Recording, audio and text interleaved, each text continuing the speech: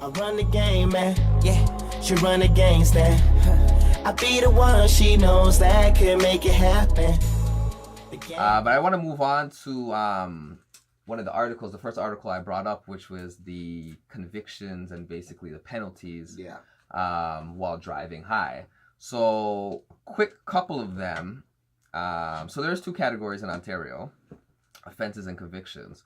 So for the offenses, they go on scales 3, 7, and 30-day driver's license suspensions. All right, so that's your first, second, third offense. 200 to 45, 250 to 450 fines. Treatment and education programs and medical exams. Ignition interlock device for 6 months on your third offense. Quickly going to convictions: 1 year, 3 year, and lifetime driver's license suspension. Mandatory treatment education programs, interlock for 1, 3, and 6 years, and mandatory medical evaluation.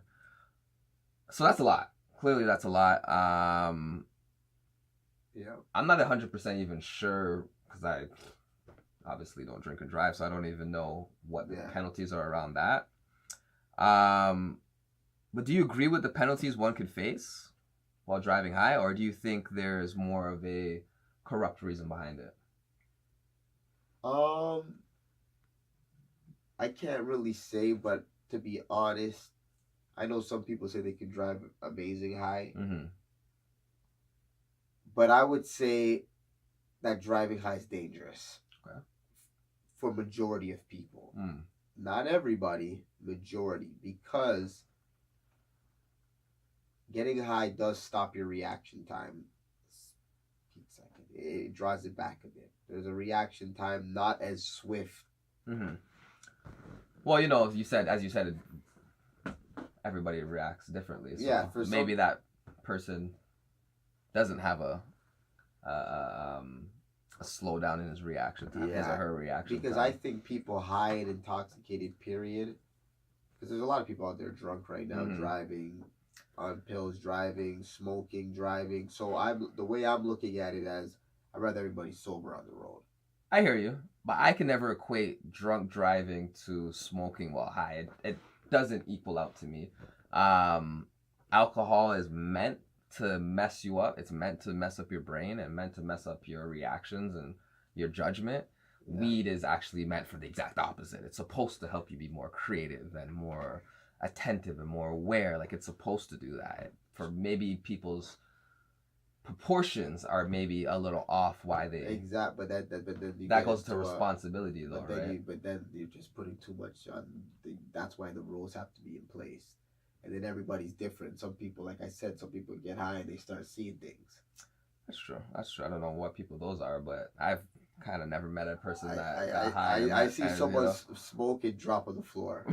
That's all I'm saying. I've seen it a few times. When's the last time you seen that in the past 5 years?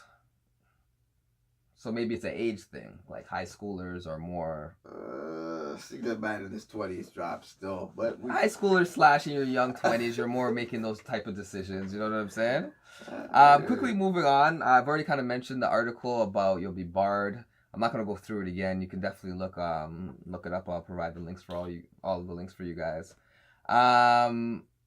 You mentioned prescription drugs earlier, so I'm gonna base my question around that.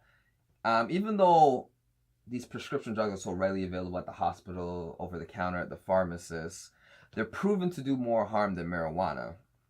So why is there a never-ending war on weed from the U.S. side especially, and even to some degree the Canadian side, where in Canada it's been legalized nationally, but they have these crazy rules, and in U.S. a handful of states it's starting to become legal, including Washington, D.C. So why do you think there's always this constant war on marijuana? Well, there's definitely a money thing behind it. Probably too deep for us to get into the full information. But I maybe I'm crazy, but I do think maybe this whole weed thing has to do with the whole generalization of weed being surrounded with black people liking to smoke. So I just think they want to know parts of that kind of. But then again, when you really do the percentages of how much black people are in Canada, you gotta be like, that wouldn't really bother them. it has to be a money thing, something probably that goes over our head, something that's way deeper than we can probably even understand, because it really doesn't make any sense. It doesn't.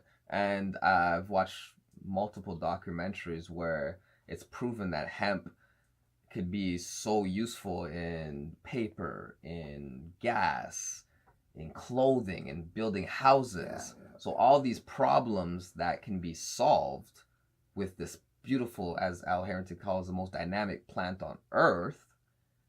Instead, it's more, give more money to the oil guys, give more money to the construction guys, give more money to the whoever. It's all about lining the pockets of these people, even though these are the same people smoking weed, and these are the same people that know that weed is beneficial. But, as you said, I guess we'll never really know fully the reason behind it, other than, if it may begin and stop at the dollar signs. It may go further. Yeah. It may not even be that deep. Exactly. We'll never really know. Well, thanks for watching. Make sure you hit that subscribe button, like this video. Definitely tune in for the next episodes. Obviously, we got more shows. This is Righteous League TV, the home of controversial conversations. I'm Eli. This is Po. You already know.